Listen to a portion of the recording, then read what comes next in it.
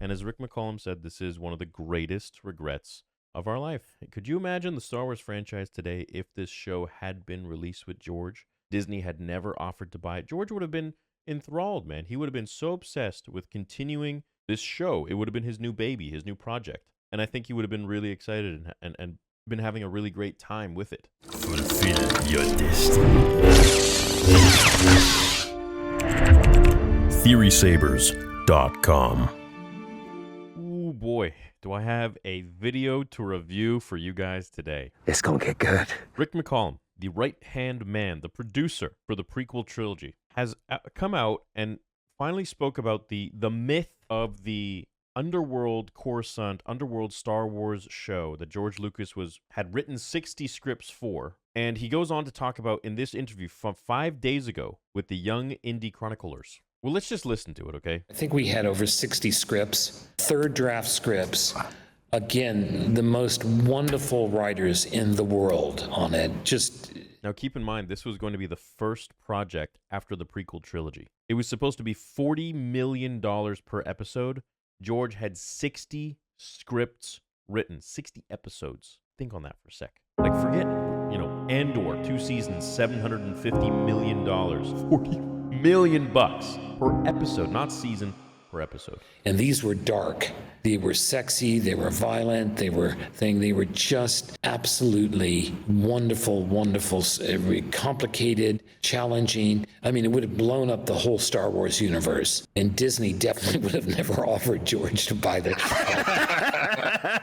But I feel like we live in, there's those timelines where like some shit goes wrong and you just get this like crap, like Back to the Future 2 when Marty went back to the 80s and it was like this skewed timeline where like Biff was like king of the land. I feel like that's the one we live in right now. He's a complete wimp. No, it's one of the great disappointments of our life. But the problem was each episode.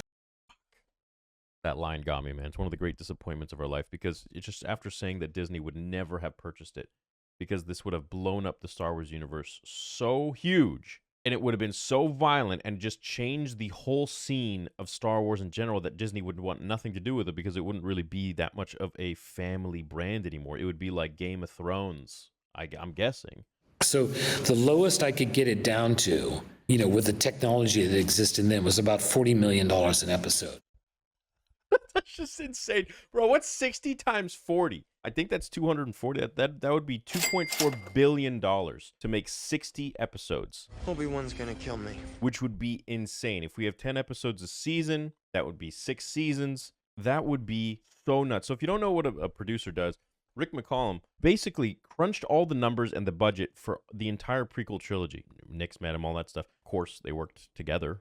And he did, all of the full-on hiring. Like, for example, with Ray Park, if I'm not mistaken, I remember Nick was telling me that he was the one who actually got Ray in. And he told Rick about him. Like, Rick did all of the budgeting. He got all the locations, everything.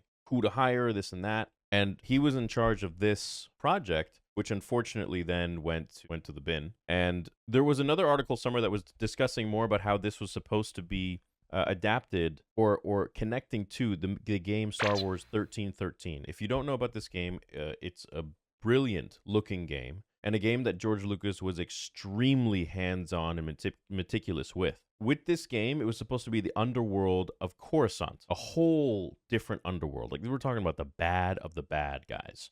And eventually, halfway through the game, when they were already pretty much like, making it, George came in and said, Boba Fett should be the main character. I feel like this show was going to be exactly what The Mandalorian, not exactly, but like The Mandalorian took a lot of inspiration from this, which is what we've heard for so long. And we're finally confirmed by Rick McCollum. And my theory is that this was going to have a ton of Boba Fett in it, especially if that game was supposed to be more so having Boba Fett being the central character, main character.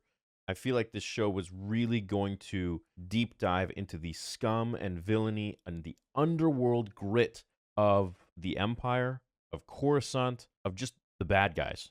And my God, how cool of a show would that have been? I wish that AI gets so unbelievably, insanely good that for fun as fan films, we as fans can just create random cool stuff that looks amazing and feels like George Lucas Star Wars, because we're not getting that with Disney. And it's really unfortunate And this isn't a way to, shit on Disney again, but I really feel like they've done this to themselves. And I feel like that they can so easily just flip the script and change their ways and make stuff that George approved, George wanted to make. They can adapt any one of these 60 scripts that they own now after buying Lucasfilm and create this show. I mean, I don't think that they have producers as good as Rick McCollum. They'd probably make this whole thing, $100 million an episode because they wouldn't know how to do it. Not again. With technology being better today, maybe they'd be able to swing it.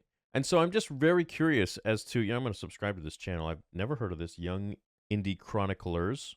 It's so cool that they got Rick McCollum. Mark and I were supposed to interview Rick McCollum years ago, but then he was like busy in Poland or something. I don't know.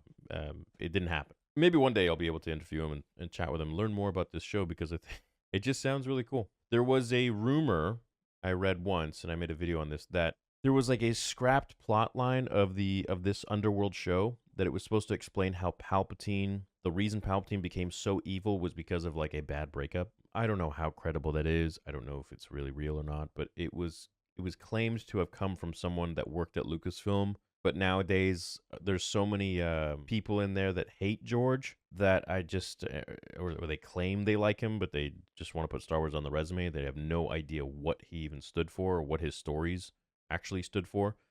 Liar! And so I feel like if we were able to actually get these scripts out there, that maybe we could even adapt them as fans. I mean, this is pretty cool. I wish that we would have gotten this show because it would have meant that Disney would have never purchased it. And as Rick McCollum said, this is one of the greatest regrets of our life. Could you imagine the Star Wars franchise today if this show had been released with George? Disney had never offered to buy it. George would have been enthralled, man. He would have been so obsessed with continuing this show. It would have been his new baby, his new project. And I think he would have been really excited and been having a really great time with it. If only we could go back in time to be like, George, just hold off on signing this. Don't do it. Go make that show. All right.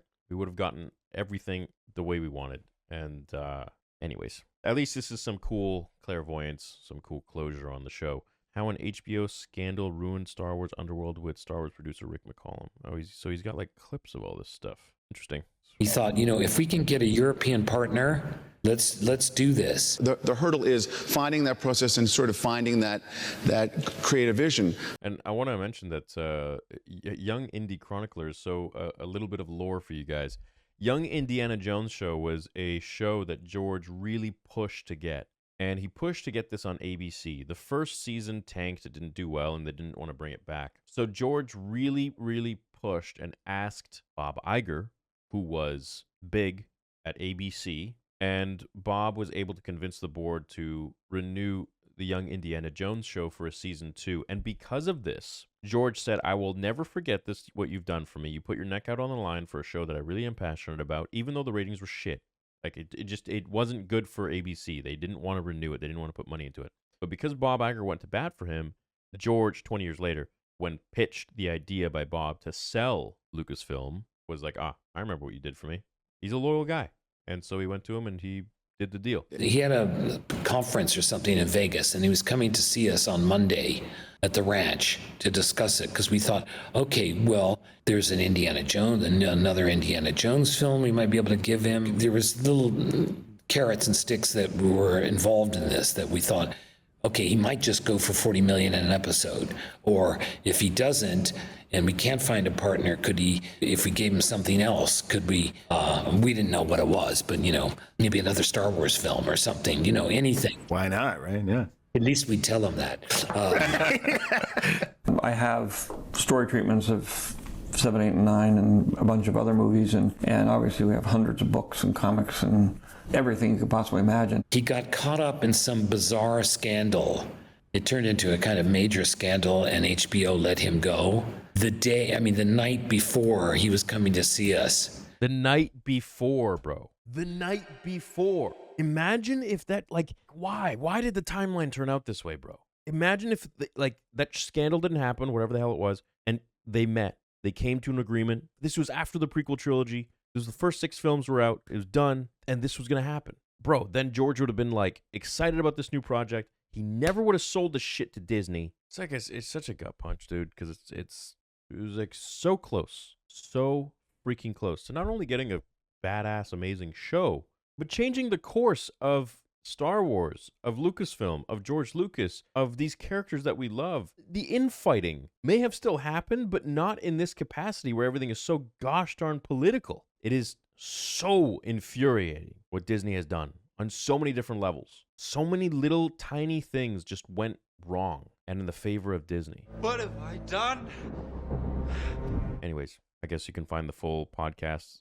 His Apple podcast is up here, so I guess that's where it is. He's got Spotify too. Maybe I'll go listen to the whole thing on Spotify, see if there's anything else I can find. But yeah, that's cool. Shout out to them. Great bit of news, dude. I hope this video blows up and so many people see it because this is important. I didn't know we were that close. That's crazy. Shit. Is what it is. Vader episode 2 coming this year. Hope you're excited. I know I am. Love you guys. Later.